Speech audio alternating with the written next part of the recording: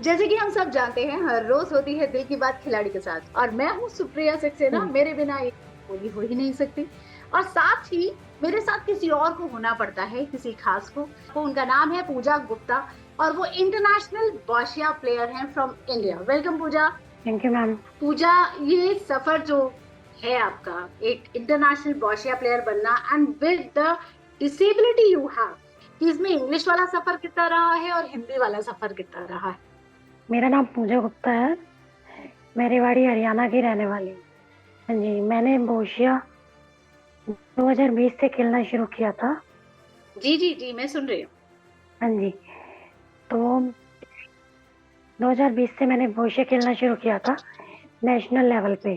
तो मुझे किसी फ्रेंड ने बताया था कि ऐसे गेम है, आपको स्पोर्ट्स में जाना चाहिए। तो मैंने कहा मैं कैसे कर सकती हूँ, मैं तो एक क्वाड्राप्लेजिक हूँ जिसके हाथ और पैर दोनों इफेक्टेड है। तो बोले कि ये गेम क्वाड्राप्लेजिक के लिए ही है।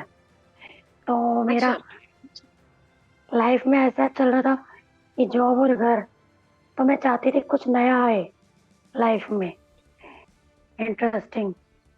क्योंकि लाइफ रुक गई थी जॉब और घर के बीच में। तो मैंने जो हमारे बोशिया के सर प्रेसिडेंट है उनसे बात करी। तो उन्होंने कहा आप जसवीर। नेशनल में आइए। हाँ जी। बोले आप नेशनल में आइए और यूट्यूब गूगल पे देखिए इस गेम के बारे में। तो मैंने देखा, ये गेम 1984 से पैरालंपिक्स में खेला जाता है और 2016 से इंडिया में इंट्रोड्यूस हुआ है। ओके। फिर मैं नेशनल में गई। तो मुझे इतना ज्यादा नहीं पता था इस गेम के बारे में। मैंने थोड़ा बहुत सर्च किया था गूगल पे। वहां जाके इस गेम में 4 कैटेगरीज होती हैं, मुझे पहली बार पता चला। और BC4 कैटेगरी में मेरा सिलेक्शन हुआ। अच्छा, तो ये कैटेगरीज किन पैरामीटर्स पे डिसाइडेड होती हैं? जी, on the basis of disability, okay. कि आपकी जैसे? डिसेबिलिटी। जैसे BC1 और BC2 मोस्टली उनके लिए होती है, लाइक सेरेब्रल पैल्सी। और अच्छा। सीवियरिटी पे डिपेंड करता है, मसल स्ट्रेंथ पे। BC3 होती है जो अपने हाथ से कुछ खेल नहीं पाते। Okay okay. उसमें क्या होता है, आप या तो मुंह से, सिर से कोई डिवाइस बांध कर रैंप के थ्रू खेलते हैं। और BC4 में लाइक MD। तो मेरा BC4 में सिलेक्शन हुआ था जिसमें हम हाथों से खेल सकते हैं। और उस फर्स्ट नेशनल में मेरा गोल्ड मेडल था पेयर्स में। आपकी जो कैटेगरी है वो BC4 कैटेगरी है? BC4 कैटेगरी, और उसमें हम हाथ से खेलते हैं। Okay okay okay okay. तो इस जी मैम। कैटेगरी का क्या पैरामीटर है, मतलब किस बेसिस पे होता है? इसमें वो मसल स्ट्रेंथ चेक करते हैं, मसल स्ट्रेंथ कितना है। जैसे हम किसी रिहैब में गए तो वो हमारी असेसमेंट करते हैं कि हमारे हाथों में कितनी पावर है, मसल में कितनी पावर है, शोल्डर में हमारी जो बैलेंसिंग कितनी है, ये सब चेक होता है। और उसके बेस पे क्लासिफिकेशन होती है। ओके। सो ये जो आपने डिसऑर्डर बताया है, ये होता क्यों है? इसका कुछ मेडिकल आपको बैकग्राउंड पता है इस डिसेबिलिटी का? डॉक्टर ने बताया होगा आपको। मैम मुझे हेरिडिटरी जेनेटिक डिजीज है अच्छा। और ओके। जो टाइम के साथ बढ़ती रहती है। अच्छा अच्छा, तो हेरिडिटरी मतलब हम्म। फिर किससे फैमिली में ये कब से शुरू हुआ? नहीं, ऐसा नहीं है। डॉक्टर कहते हैं कि ऐसा जरूरी नहीं है कि फैमिली में किसी को हो। हम्म। मतलब ये बाय बर्थ आपको आ जाती है। अच्छा अच्छा, जैसे इसका मैं कोई एक देख सक पर्टिकुलर क्राइटेरिया नहीं है। अच्छा ओके। जैसे कि मैं देख सकती हूँ कि आप जब बात करती हैं तो आप हाफने लगती हैं, तो इसका रिलेशन क्या उसी पर्टिकुलर एलिमेंट से है? डॉक्टर कहते हैं हो भी सकता है, नहीं भी, कुछ गारंटी नहीं है। क्योंकि हर पर्सन में जो डिजीज इफेक्ट करती है वो अलग करती है, जैसे लेकिन कि जो हम मेरी सभी डिजीज है। जानते हैं कि आप एक बॉशिया प्लेयर होने के साथ साथ बैंक में भी हैं, और जहां तक मुझे याद जी है एक नेशनल बैंक का हिस्सा है आप। तो ये कैसे जी। पॉसिबल हुआ, ये एजुकेशन का इसमें कितना बड़ा रोल था, और कैसे आप बैंक का भी हिस्सा बनी? पहले बॉशिया आया या पहले बैंक आया? पहले मैम में बैंक ही आया है, अच्छा। और उसमें मेरी एजुकेशन और मेरी फैमिली का बहुत बड़ा रोल है। ओके, तो कैसे रही वो एजुकेशन, कब शुरू की और कब दिमाग में आया कि मुझे बैंक में जाना है? अब ऐसा कुछ कभी सोचा नहीं था कि बैंक में जाना है, और मेरी फैमिली में मेरे पेरेंट्स भी इतने एजुकेटेड नहीं है। हम्म। बस उन्होंने, मेरी मदर ने जो मुझे रास्ता दिखाया, मैं बस उस पर चलती गई। तो मुझे मतलब मैं मेरी फैमिली में सबसे बड़ी, कह सकते हो कि फर्स्ट चाइल्ड हूँ मेरे पेरेंट्स की। ओह, ग्रेट। हाँ जी। बहुत बढ़िया बात। तो बैंक में आपको कैसा, मतलब बैंक एक तरीके से आता है, ऐसा पीयर ग्रुप होता होगा जहां पर आप सोसाइटी के अलग अलग फॉर्म्स को देखती होंगी। नहीं, बैंक ने मुझे काफी सपोर्ट किया है जब से मेरी ज्वाइनिंग हुई है। मतलब ज्वाइनिंग में क्या होता है हमारा, मैंने एज ए पीओ ज्वाइन किया था। जब पीओ ज्वाइन करते हैं तो हमारी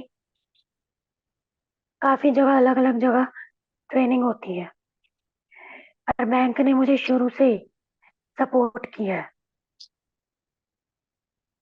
तो मेरी ट्रेनिंग मोस्टली मेरे होम टाउन और नियर बाय होम टाउन रही है। अच्छा अच्छा। वैसे पूजा को खाली वक्त में क्या करना पसंद है, apart from being a banker and apart from playing boccia? इसके अलावा क्या पसंद? मोस्टली मुझे नेचर के साथ रहना, टाइम स्पेंड करना अच्छा लगता है मुझे। ओके। मैं अकेले में ज्यादा टाइम स्पेंड करती हूँ, लोगों के साथ कम टाइम स्पेंड करती हूँ, अपनी फैमिली के साथ। ओके, और so you are movies, music. Basically a private person. जी। तो इस प्राइवेट पर्सन से आज मुझे थोड़ा सा रूबरू होने का मौका मिल रहा है, और कुछ बातें तो पब्लिक हो रही हैं। तो मुझे बताइए कि आने वाले समय में आपका इमीडिएट गोल क्या है? इमीडिएट गोल वैसे मैं किसी से शेयर करती नहीं, आज क्योंकि करना पड़ेगा। ये गोल मेरा बहुत टाइम से है। बस जॉब, स्पोर्ट्स के साथ मुझे थोड़ा टाइम नहीं मिल रहा है। तो मेरा लाइफ में करियर, मेरा एक गोल बहुत टाइम से है कि मैं यूपीएससी की तैयारी करूं। ओहो, पर आप अगर आपने अगर इसको क्वालिफाई कर लिया तो मुझे बहुत खुशी होगी Pooja, because it will be an added on thing for your career. So इसकी तैयारी फिर जी। आप कब से करना शुरू कर रही हैं, और कौन कौन से सब्जेक्ट्स लेंगी आप? भी तो मैम, मेरा तो, जो मैंने मतलब मेरे मेंटोर से बात की, मेरा मेंटोर मतलब मेरा भाई है, अच्छा। छोटा भाई है। सब्जेक्ट तो वही रहेंगे जो मतलब जीएस में भी रहेंगे। नहीं, कोई एक पर्टिकुलर सब्जेक्ट होता है ना उसमें, चाहे आप हिस्ट्री लो या ये आप अबाउट लो। ऑप्शनल हाँ। पॉलिटी सोचा है। अच्छा अच्छा, ओके ओके ओके। चलो, गुड है। एंड आई मीन पूरी शुभकामनाएं हमारी आपके साथ हैं, पूरी थैंक यू विशेष वेरी आपके मच। साथ हैं। मैं आपसे जानना चाहूंगी कि आपके स्पोर्ट के बारे में हमें थोड़ा एजुकेट करिए। जैसे कोई ऐसे 5 टेक्निकल स्पोर्ट्स टर्म बताइए अपने गेम के, कि अगली बार जब मैं पूजा को खेलते हुए देखूं तो मैं समझ पाऊं कि ये गेम कैसे खेला जाता है। हम सबसे पहले इस गेम में क्या होता है, जब भी हम सपोज फर्स्ट बॉल फेंकते हैं, हमें सबसे पहले देखना है, सबसे पहले हमें करनी है प्रिपरेशन। हम्म। प्रिपेयर ये नहीं है मतलब इशारा किया बॉल फेंको तो हमने फेंकनी, प्रिपरेशन करनी है। प्रिपरेशन हमारी चेयर की, हमें किस डायरेक्शन में खेलना है, किस स्पीड से खेलना है, किस फोकस से खेलना है। हमें ये देखना है जो हमारी चेयर है सिर्फ वो हमारे बॉक्स में है, रूल्स का ध्यान रखना है। फिर हमें देखना है, पहले सबसे पहले होता है टॉस। टॉस में होता है कि कौन खेलेगा पहले, कौन सी बॉल ओके। चूज करेगा। सपोज टॉस हुआ और मैंने टॉस जीता, तो जरूरी नहीं है कि मैं हमेशा रेड बॉल चूज करूं, जो मेरा अच्छा साइड है, जिसमें मेरी अच्छी स्ट्रेटेजीज है या मैं अच्छा खेल सकती हूँ, वो बॉल्स मैं चूज करूंगी, वो साइड चूज करूंगी। तो कोई ऐसी टर्मिनोलॉजी है जो आप इस्तेमाल करती हो? जैसे हम जब टेनिस खेलते हैं तो love one, love two, love all ऐसा होता है। क्रिकेट में रन्स होते हैं, विकेट होता है, आउट बैट होता है। तो इसमें कुछ ऐसा होता है कि कोई डिस्क्वालीफाई हो रहा है तो उसके लिए कुछ जज कुछ जी बोलता येलो, जी मैम, इसमें जैसे हमने कोई रूल्स तोड़ दिए, हर गेम में रूल्स होते हैं, तो इस गेम में भी काफी रूल्स हैं। सपोज हमारे बॉक्स डिसाइड होते हैं हमारे टॉस के अकॉर्डिंग, और हमने कौन सी बॉल्स चूज करी है। अगर हम उस बॉल हमने वो रूल्स तोड़ दिए, जैसे हमारे में साइन दिखाना होता है, रेड बॉल खेलनी है या ब्लू बॉल। अगर रेफरी ने इशारा किया और हमारा ध्यान नहीं है, हमारा ध्यान कहीं और है, और हमारा और हमने अपनी बॉल खेली नहीं, तो वो हमें येलो कार्ड दे देंगे। हमने बार बार अगर गलतियां करी तो ऐसा होता है, फर्स्ट गलती करी तो येलो कार्ड, दूसरी करी तो येलो, थर्ड के बाद रेड मिल जाएगा,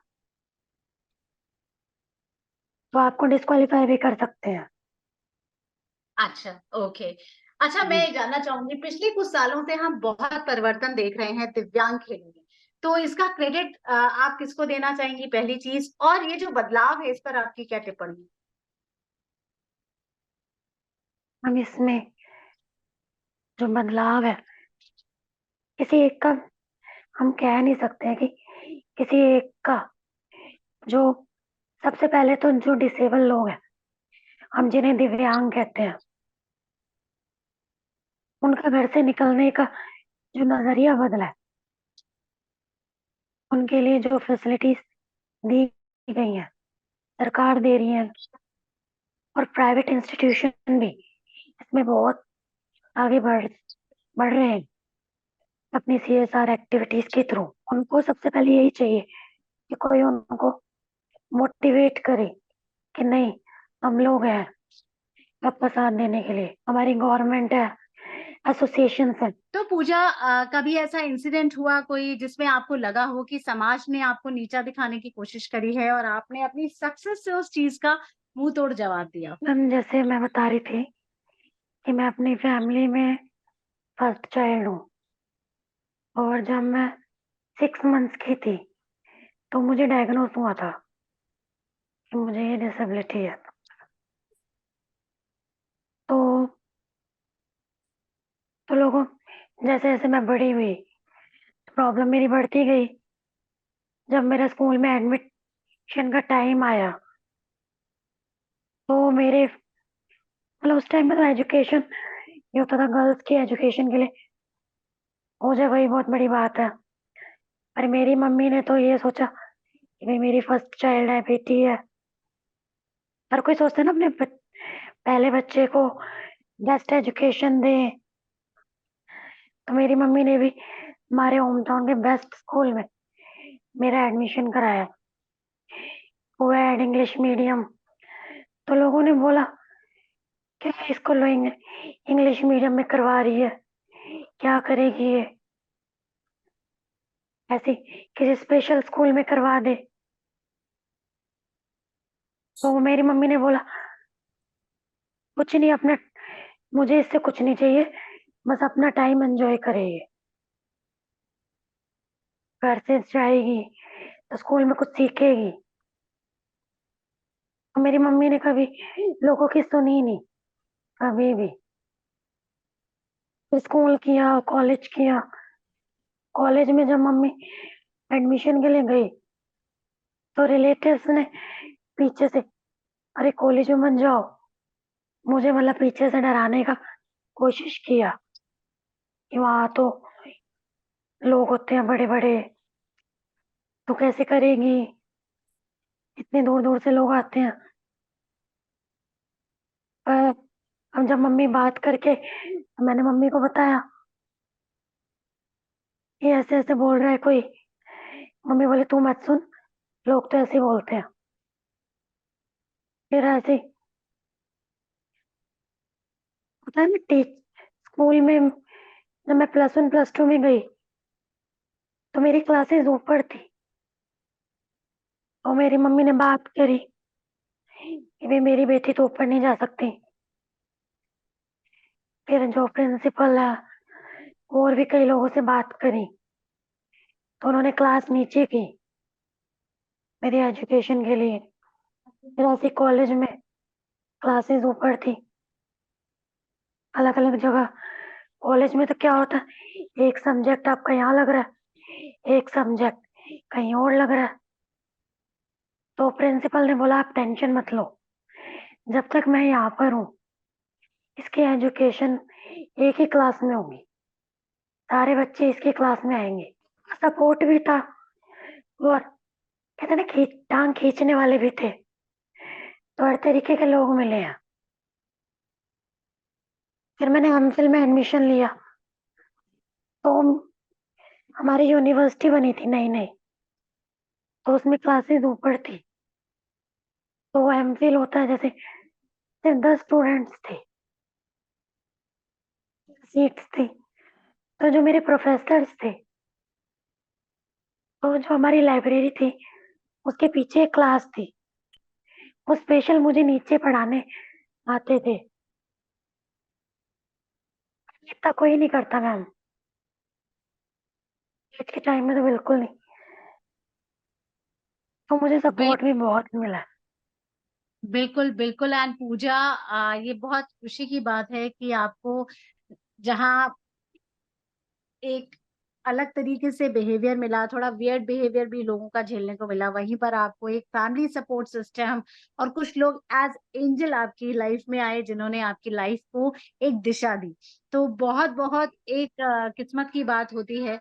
और मैं चाहूंगी कि आप जाते जाते इसी नोट पे अपने दिल की बात इस शो दिल की बात खिलाड़ी के साथ में बता के जाए। मैम मेरा मन, शुरू से मैंने जॉब करी, तो मुझे लगता है मैंने अपनी एजुकेशन कंटिन्यू रखी। जो एजुकेशन है हमारी लाइफ में बहुत जरूरी है।